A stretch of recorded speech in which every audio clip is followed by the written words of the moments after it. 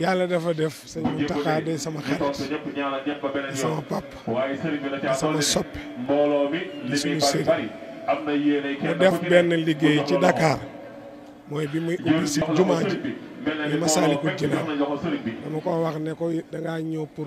ubbi si tontul Serigne Touba bi ko yàlla tontul mu def fa nag lu rëy ñu defoon ne benn caabi la yor nekk mu ngi yeneen caabi yu mu waxul bi mu ñëwee mu ubbi jumaa ji ubbi diggante Macky Sall ak Ablaye Wade mu sarale ba jur Khalifa Sall génn prison donc loolu ma wax ci télévision ñëpp di ko dégg danaa dem ba ci sëñ Mountakha man ndokkeel ko ci gërëm ko ci yàlla suturaal na ma toog naa moom wax naa ko lépp ak gis nga ëtt bi ni mel ci bitee ngi julli mbedd maa ngi julli moo jiite julli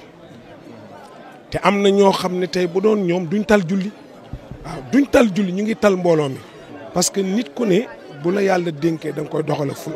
moo tax man mu neex ma ba may wax ci moom du xalifa loolu ko ne xam na loolu may wax ci moom du xalifa parce que man sëñ bi dama bëgg nitu jàmm dama bëgg koy wax lu baax dama bëgg koy dox lu baax dama bëgg ko gëm lu baax donc muy xalifa bu mat sëkk xalifa ku mën a jël responsabilité li ma gën a neex xam nga Sénégal boo yore yenn responsabilité am na looy daw am looy ragal waaye am na foo xam ni ku fa sës dootoo ragal dara ku sës ci yàlla amatoo looy ragal góor gi ni muy doxalee benn la waaw ni muy doxalee ñeme na engagement ñeme na dëgg ñeme na koo wax ñeme na koo jëf te du ci xool dara